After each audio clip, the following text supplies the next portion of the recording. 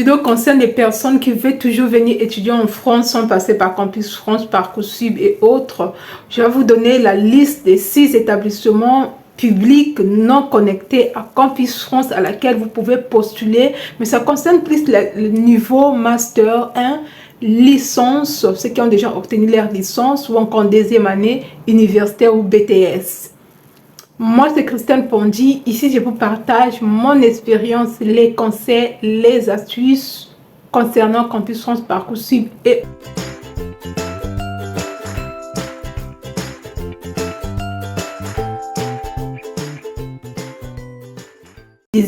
les 6 établissements que je vais vous présenter, ce sont des établissements non connectés à Campus France. En plus, ce sont des établissements publics que vous pouvez toutefois solliciter l'inscription à partir du mois de mars jusqu'à avril. Donc cet intervalle, c'est ouvert pour les inscriptions, pour les étudiants par exemple qui sont sur place, qui veulent changer des établissements, mais aussi c'est aux mêmes périodes que les universités, que ce soit privées ou publiques non connectées à Campus France, acceptent vos candidatures via leur plateforme. Donc les 6 établissements, c'est l'Université Paris-Saclay qui se trouve à Paris, Université Panthère Alsace Paris 2, Université Aix de Marseille qui se trouve à Marseille. Vous avez aussi Observatoire National des Arts et de Métiers qui se trouve dans presque tous les départements de la France. Vous avez les 3 universités que je vais vous présenter. Ce sont des universités qui se trouvent hors territoire français, dans les d'outre-mer, dans les îles. Mais ce sont des universités françaises, ce sont des territoires français. Université de la Guyane, qui se trouve à Guyane.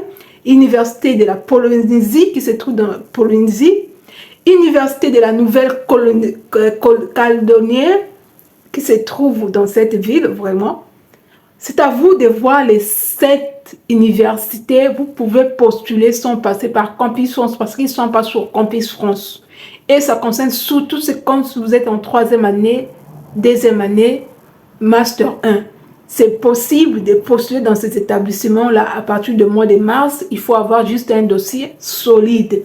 Par exemple, je prends l'exemple de l'université Paris-Saclay. Et ils acceptent beaucoup les étudiants étrangers. Et oui, ils acceptent beaucoup des étudiants étrangers.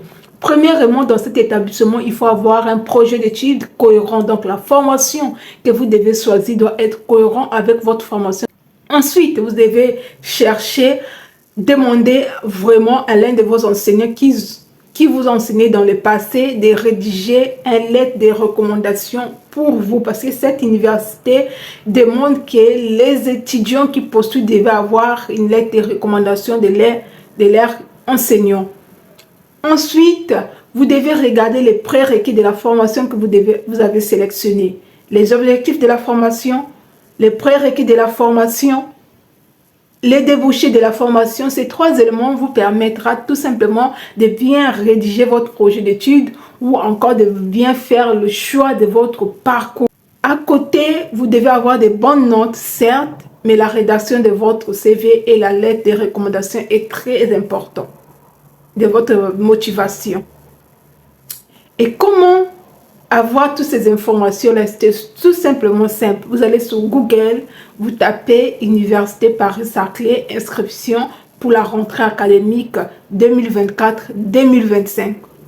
Vous allez tomber sur les informations qui concernent les inscriptions. C'est simple, ça concerne vraiment les 6 universités. C'est facile à trouver leur site. Vous allez souvent sur Google, vous tapez Université de la Guyane. Parfois, je me demande pourquoi les gens précipitent toujours venir étudier en France alors qu'il y a des d'outre-mer. Il y a beaucoup d'universités, l'Université de la Réunion par exemple. Ils acceptent aussi beaucoup des étudiants étrangers. Tu peux venir par ces établissements-là. Si tu veux toutefois changer l'année prochaine, tu peux maintenant postuler directement sur France. Le métropole. Ici, vous avez le d'outre-mer et le métropole. Le métropole, ce sont les villes qui se trouvent vraiment qui sont hors cet établissement-là. Donc, c'est à vous de voir si vous voulez toujours venir étudier en France. C'est très important de passer dans ces 6 établissements-là. En plus, c'est presque pareil, les frais de scolarité, ça ne change pas. Ce sont les mêmes frais de scolarité que les autres universités.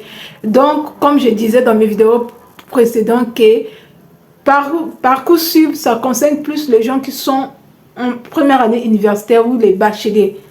Maintenant, si vous êtes en deuxième année, c'est l'occasion pour vous de venir étudier toujours en France pour l'année académique 2024-2025, en passant par ces 6 établissements que je vous ai cités, en allant sur Google et de taper les noms des universités qui vous intéressent ou encore les 6 noms des universités, vous devez trouver leur site et vous devez aller sur l'onglet formation, regarder les formations. Si votre formation, ce que vous désirez est vraiment disponible dans cet établissement, c'est à vous de voir.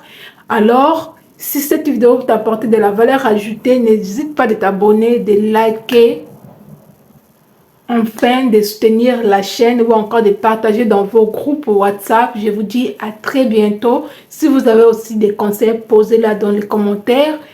Maintenant, je vous dis à très bientôt. Bonne chance.